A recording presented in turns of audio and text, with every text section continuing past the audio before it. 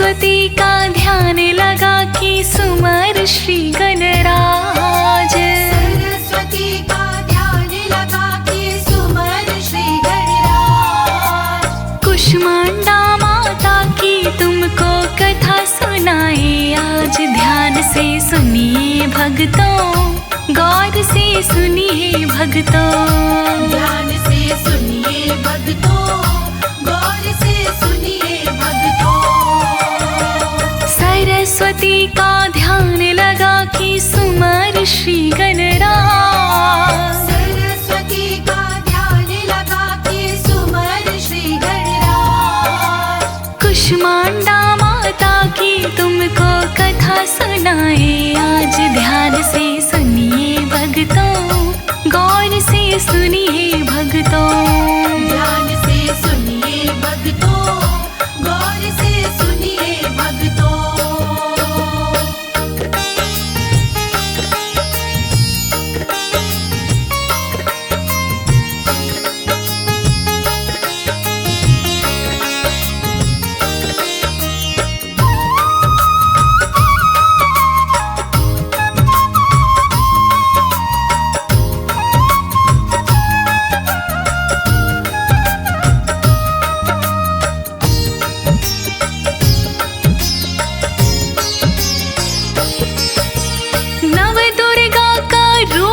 चौथा ये कुष्मांडा माता, शक्ति स्वरूपा नाम से इनको जग में जाना जाता। नव दुर्गा का रूप है चौथा ये कुष्मांडा माता, शक्ति स्वरूपा नाम से इनको जग में जाना जाता। इनके द्वारा हुआ है सारी सृष्टि का आगाज। इनके द्वारा हुआ है सारी सृष्टि का आगाज। कुष्मांडा माता की तुमको कथा सुनाए आज, ध्यान से सुनिए भक्तों, गौर से सुनिए भक्तों। ध्यान से सुनिए भक्तों, गौर से सुनिए भक्तों।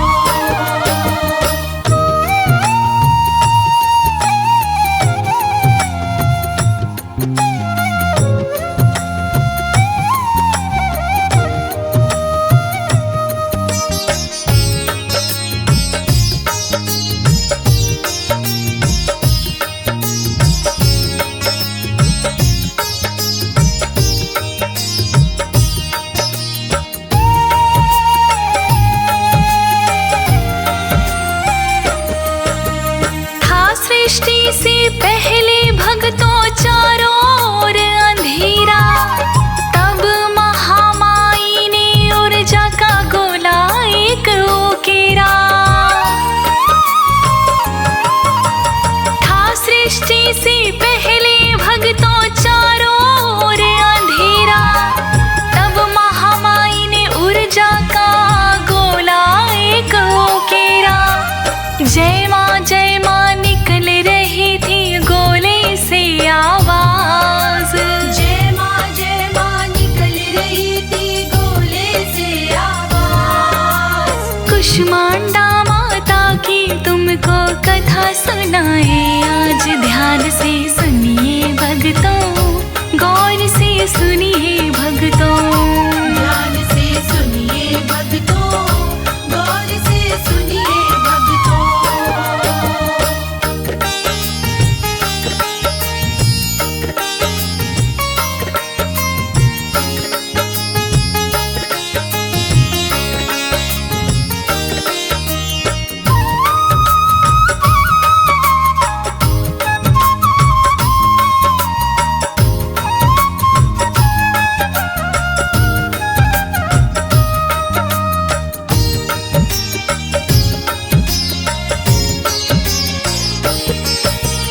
उस गोली से हुई रोशनी चौहों दिशा में भारी, पलक झपकते उस गोली से निकली सुंदर नारी।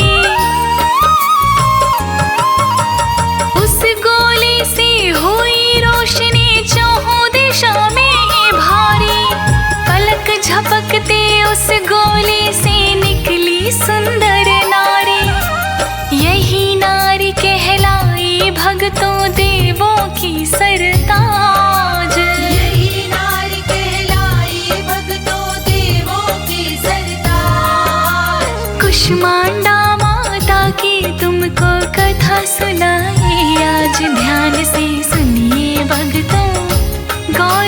सुनिए भक्तों।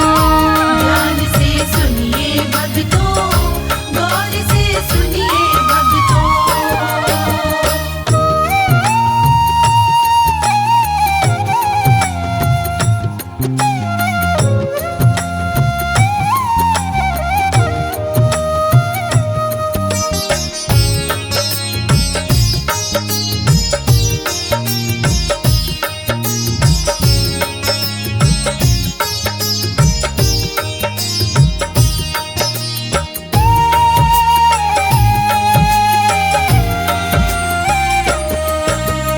उस नारी के तन में भक्तों हुई रोशनी उजली, सरस्वती महालक्ष्मी काली उसके तन से निकली।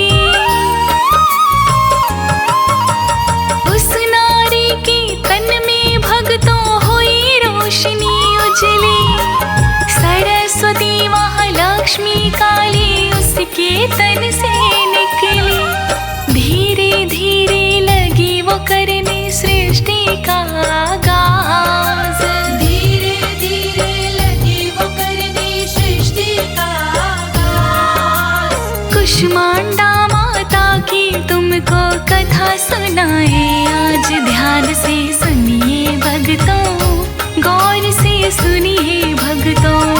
ध्यान से सुनिए भक्तों, गौर से सुनिए भक्तों।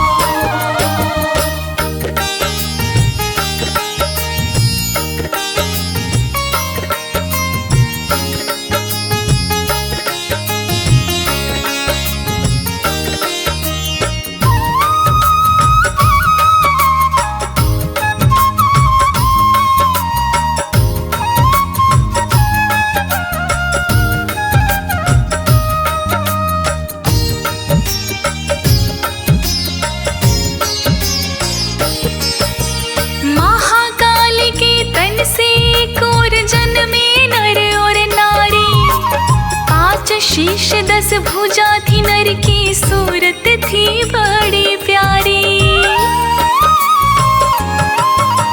महाकाल के तन से एक और जन्मे नर और नारी, 5 शीश 10 भुजा थी, नर की सूरत थी बड़ी प्यारी। वो कहलाए शिव शंकर जी भूतों की सरताज, वो कहलाए शिव शंकर जी भूतों के सरताज।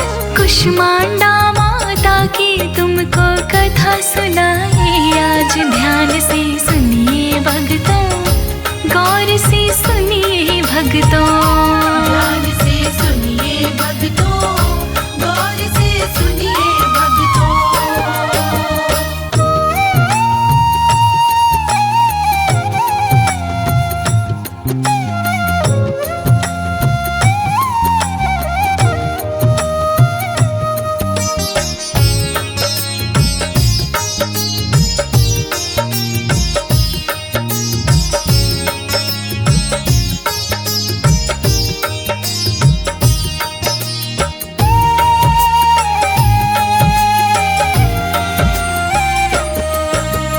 फिर महालक्ष्मी जी के तन से निकले नर और नारी, 4 शीश और 4 भुजा थी, सूरत थी बड़ी प्यारी।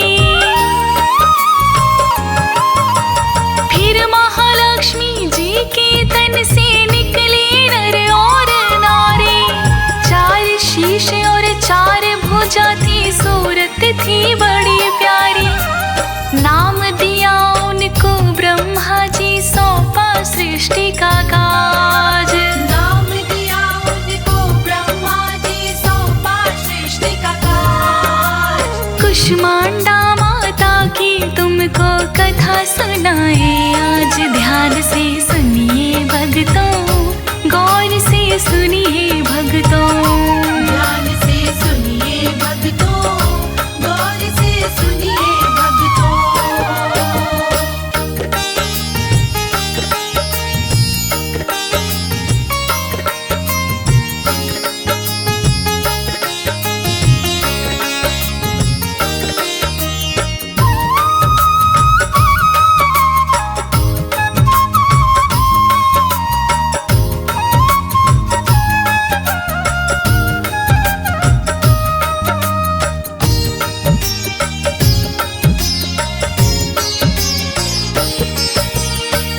जन्मे एक नर और नारी सरस्वती के तन से।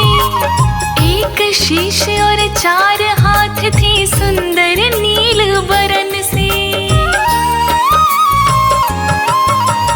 फिर जन्मे एक नर और नारी सरस्वती के तन से।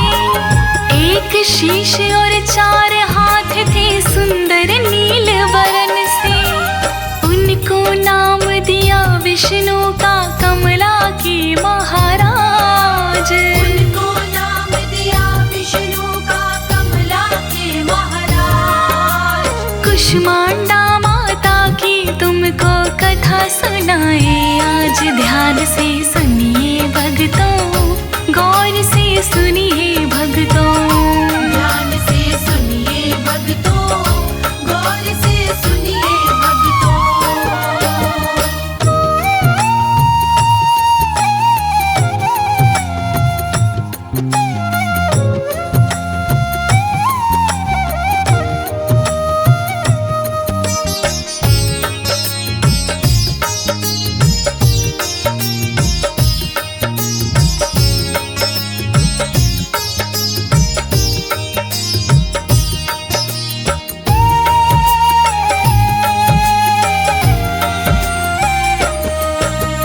जो जन्मी थी 3 नारियां उनकी सुनो कहानी।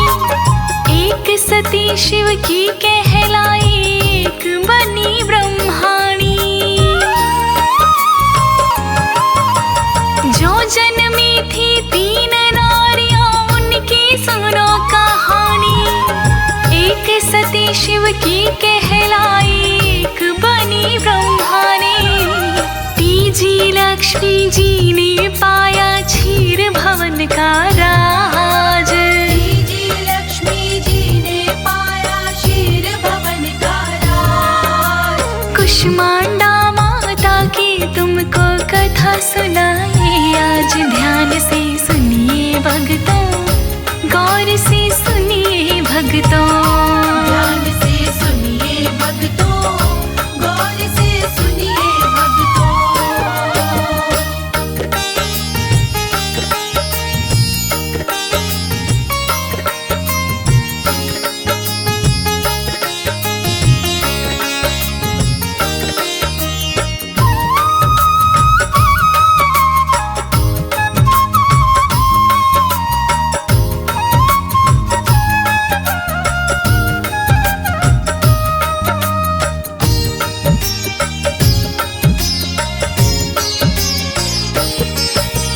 कुष्मांडा माता सा भक्तों नहीं दयालु दूजा।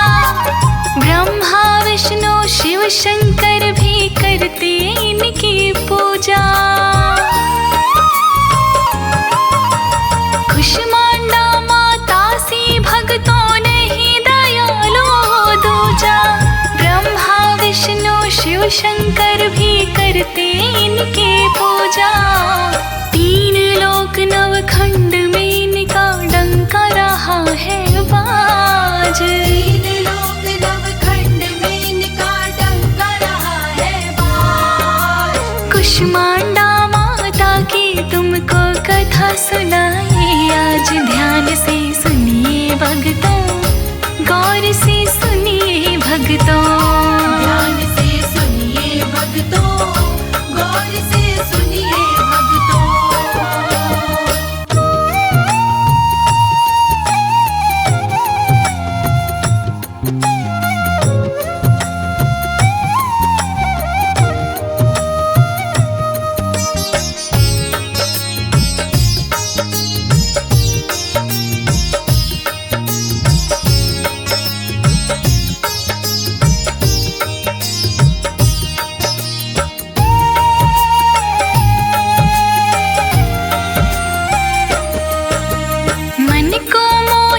करने वाली सुंदर इनकी झांकी।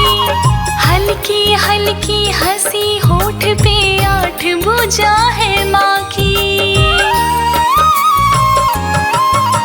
मन को मोहित करने वाली सुंदर इनकी झांकी।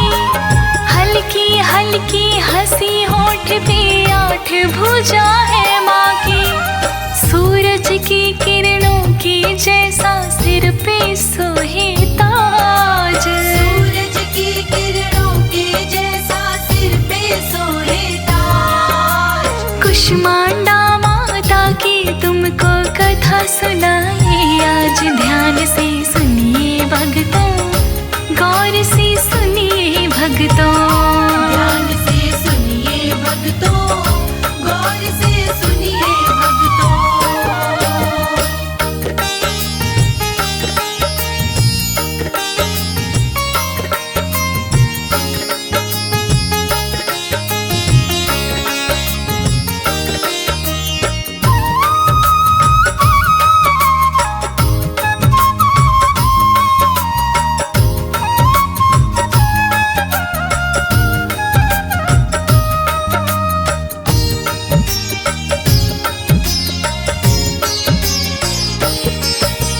धनुष बाण और फूल कमल का इनके हाथ बिराजे, अमृत कलशा और कमंडल अन्य हाथ में साजे।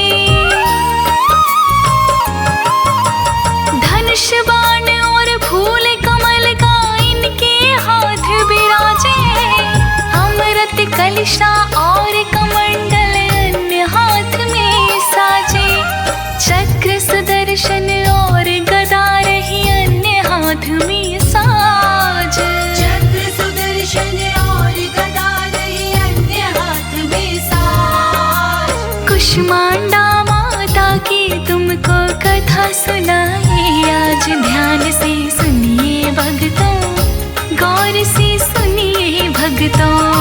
ध्यान से सुनिए भक्तों, गौर से सुनिए भक्तों।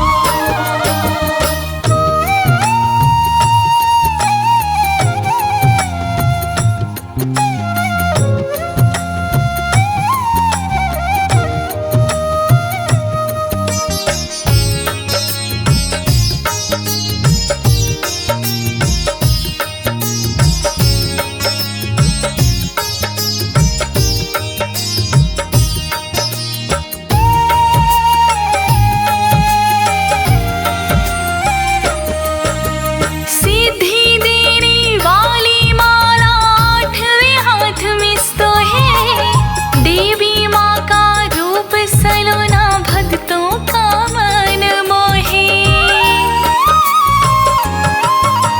सिद्धि देने वाली माला आठवें हाथ में सोहे, देवी माँ का रूप सलोना भक्तों का मन मोहे। कहीं अनाड़ी शेर के ऊपर दिव्य लगे अंदाज, कहीं अनाड़ी शेर के ऊपर दिव्य लगे अंदाज। कुष्मांडा माता की हमने कथा सुनाई आज, ध्यान से सुनिए भक्तों, गौर से सुनिए भक्तों। ध्यान से सुनिए भक्तों, गौर से सुनिए भक्तों।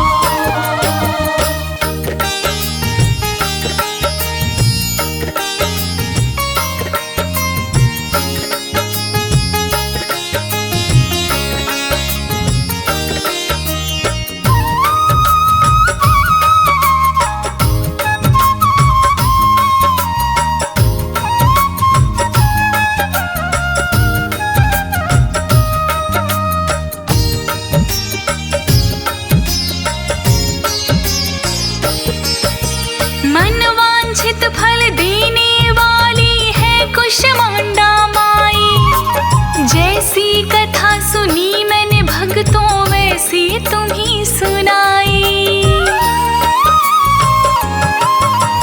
मनवांछित फल देने वाली है कुष्मांडा माई, जैसी कथा सुनी मैंने भक्तों वैसे तुम्हें सुनाई। जो भी त्रुटि हुई है उनको करना नजर अंदाज, जो भी त्रुटि हुई है उनको करना नजर अंदाज। कुष्मांडा माता की तुम्हें कथा सुनाई आज, ध्यान से सुनिए भक्तों, गौर से सुनिए भक्तों